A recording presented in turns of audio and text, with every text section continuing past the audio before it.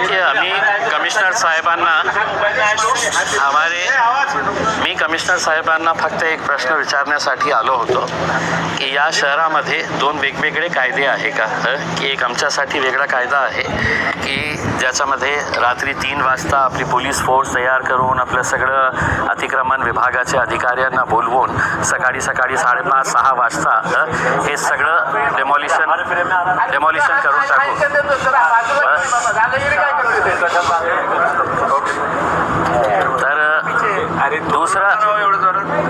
तर दुसरा एक मुद्दा हे होतं की आमच्याकडेही खूप सारे एव्हिडन्सेस होते की जे दुसऱ्या पक्षातले जे कॉर्पोरेटर्स आहे जे निवडून आलेले आहे आणि त्यांच्या डॉक्युमेंट्स जे आहे ते डॉक्युमेंट्स महानगरपालिकेने आपल्या लेटर हेडवर दिलेले आहे की हे इल्लीगल कन्स्ट्रक्शन्स आहे, अनधिकृत बांधकाम आहे.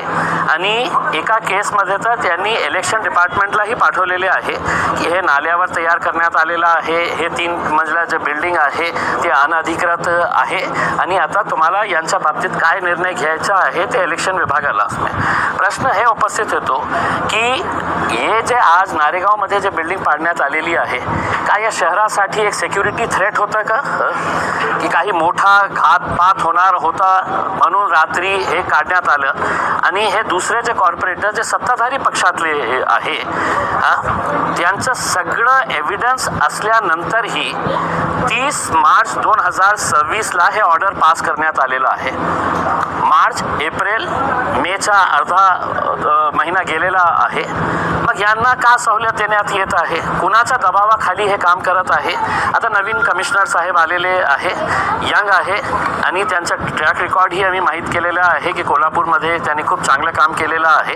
तर आमची अपेक्षा हे आहे की कोणाच्याही प्रेशरमध्ये ते न येता जे नियम आहे ते नियमाप्रमाणे कारवाई करावी. तुम्ही आमच्यावर कारवाई केली, आमचा काहीही राग नाही आहे. इल्लीगल इल्लीगल होता तुम्ही काढलं, पण आता आम्हाला हे सांगा की या शहरामध्ये एकाच इमारत इल्लीगल होती का, आता सगळं काही संपलेलं आहे तर की असं नाही आहे उसमें. आता दुसऱ्यांवर ही कारवाई तुम्ही कधी करणार हे आम्ही विचारण्यासाठी आलो होतो. आणि आता एक गणेश नावंदर म्हणून आहे भारतीय जनता पार्टीचे आणि दुसरे एक स्वामी भाजपचे आहे आणि दुसरे कॉर्पोरेटर्सचेही पण आहे. आता कमिशनर साहेबांनी आम्हाला सांगितलेलं आहे की ज्यांचे आहे आम्ही सगळं काढणार आहे, बघणार आहे आणि आम्ही त्वरित त्याच्यावर ॲक्शन घेणार आहे. आता त्वरित म्हणजे किती दिवस ते लागणार आहे त्याचं उत्तर आता ते सगळे डॉक्युमेंट्समध्ये आहे. ते पिक्चर ते लिहिलेलं आहे. टाउन प्लॅनिंग डिपार्टमेंट आणि झोनल अधिकारी जे आहे अतिक्रमणचे त्यांनी लिहितमध्ये दिलेले आहे की स्थळ पाहणी केल्यानंतर हे निष्पक्ष येतो की हे इल्लीगल कन्स्ट्रक्शन आहे, नाल्यावर बांधण्यात आलेलं आहे, टपरीची जागा आहे आणि त्यावर 3 मजला इमारत उभे करण्यात आली आहे.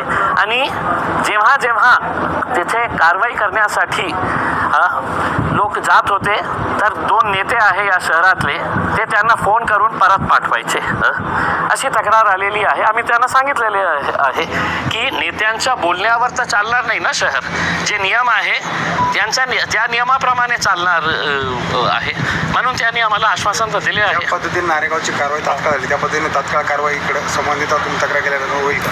नाही, आम्ही त्यांना हे प्रश्नही विचारलं की तुम्ही या दिवसाची वाट का बघत होते की इम्तियाज जलील येणार आणि तुम्हाला तक्रार देणार. मी काय दिलं, त्यांचेच डॉक्युमेंट्स त्यांना दिलं, माझे डॉक्युमेंट्स नाही होते, त्यांचेच डॉक्युमेंट ज्याच्यामध्ये त्यांनी स्पष्ट दाखवलेले आहे की मतलब लिहिलेले आहे की हे अनधिकृत आहे. आणि त्यांनी इथपर्यंत थांबलं नाही, त्यांनी इलेक्शन डिपार्टमेंटलाही ते पत्र पाठवले आणि इलेक्शन डिपार्टमेंटला सांगितलं की हे इल्लीगल आहे, आता तुम्हाला याच्या बाबतीत काय निर्णय घ्यायचा आहे तुम्ही घेऊ शकता. म्हणजे सगळं मॅनेजच आहे का उसमें.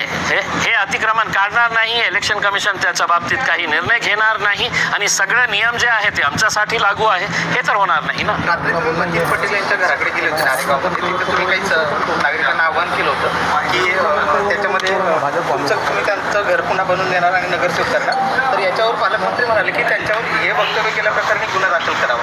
काय पालकमंत्री मुख्यमंत्री थोडासा वेळा झालेला आहे. त्याला मी सांगतो की देशी दारू प्यायला थांबा.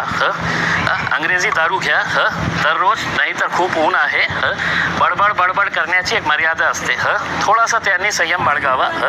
आणि मी अशा प्रकारच्या लोकांना काही जास्त महत्त्व देत नाही, म्हणून ते दररोज 3 तास 4 तास मीडियावाल्यांना बोलवतो. आणि इम्तियाज जलील रात्री झोपतानाही ते किती वेळा माझं नाव घेत असेल मला माहीत नाही आहे करके.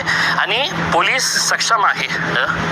पोलिसांना माहीत आहे की काय करायचं. जेव्हा मी भाषण देत होतो ना, ते गोधडीमध्ये झोपलेलं होतं. त्यावेळी पोलीससुद्धा उपस्थित होती.